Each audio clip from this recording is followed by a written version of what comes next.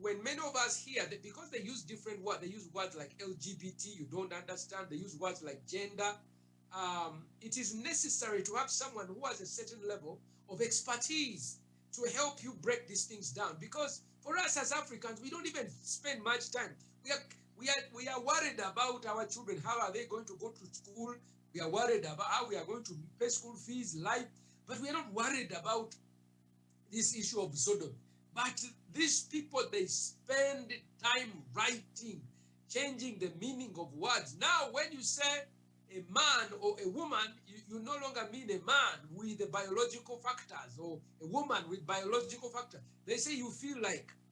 So, and as much as you see this gender, okay, one of the biggest thrusts is the use of women groups, because Europeans are funding this course in gender, women rights, women empowerment, which we support as a constitution, but we don't support the sodomy agenda. But they are using that slowly.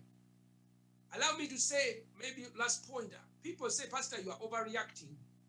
But in every state, every society, when we look back, now we can learn lessons how countries like Canada, England, and France, and Europe, and America have been taken over.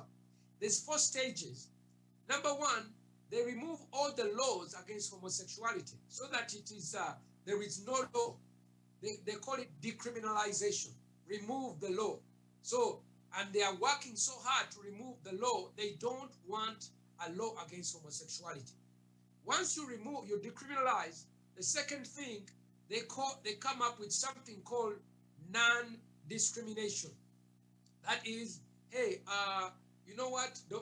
Me, you are a heterosexual. Me, I'm a homosexual. Don't make any laws. Don't put me down because I'm a gay or I'm a homosexual. They had new names actually. It's not long sodomy, the gay. So the second word is they have non-discrimination. They try to make you feel bad for recognizing that's a human vice. The third stage comes to what they call equality. They ask for equal rights. So they say, for us, a man marrying a man, we should have equal rights with a woman marrying a man. But those two are not the same. You cannot equate mangoes and apples, and I've been debating them. If you look on me on YouTube, I remember debating. There's a girl here, I think she's from West Nile, Pepe. So they are telling her she's a man, and she is taking chemicals to masculine chemicals. I told her, no, you're a woman. And that video has become viral. Millions and millions of people have watched that video. So they ask for equal rights. Then the last stage, actually it's 2, last one is affirmative action, where they say that for us, we homosexuals have suffered very much like black people. They actually use the African experience of suffering as a template for demanding and takeover. So they said, we want affirmative action. Give us every student that you admit at university, you should admit homosexuals. Every business tender you give, just like you see women asking for affirmative action. Homosexuals are using women and civil rights. The last one would be persecution or super status. At the last stage of where they come up with what's called hate crimes laws. Here they put into place a suppression of any discussion that is critical of sodomy. They suppress the quoting of the Bible, and they call it a hate book. They suppress preachers like me, and they call us hate preachers. As a matter of fact, politicians who stand up, they are called hate politicians. Just this week, there is a Swedish politician who, somebody, who they are now investigating and harassing for stating that there's 2 genders, man and woman. And many pastors, many men, many normal people are being persecuted, but we've been suffering quietly. And so what I see coming up is that we need to educate our people, especially the young ones. They are working very hard to mentally, theologically confuse them. Thank you. Now, when we talk about African values and cultures, what do you think has dropped really our values and cultures as people? What has really eroded our culture, according to you and your research? is that, you see, what these guys do, how homosexuals take over, they must underplay and confuse people. Confusion is very, very important in the breakdown of society.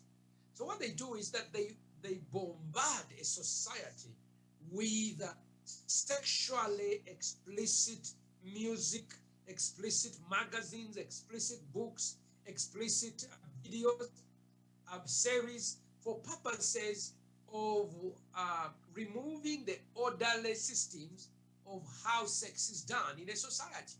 So, where we know that sex takes place between a husband and wife, where we know this is the stages where a man can legitimately get a woman, he has to court the woman, then he goes to do bride price where he speaks to the family. Then there is a wedding where covenants and legal agreements that are binding are made. And then after that, they begin to live together, and there are legal ramifications for that. And then there is the protecting the dignity of that couple, because sex takes place in the bedroom. It is a private act. So what we see is the breakdown. Marriage now becomes something that is not significant. They don't want it to have any major actions. I do recall in 2003, 2004, Professor Sylvia Tamale, along with Dorothy Byamukama, they decided that they didn't want to have a law against adultery in this country. And so they litigated and they said, we want to remove the law against adultery because it's not giving equal expectations between man and woman. But that was an excuse. They just did not want to have the holy sanctimony of marriage. Because you see, by law, marriage is protected. And in fact, there was a law for many years, and I think in some states they do have it. It's called the, the, uh, the removal of affections, okay?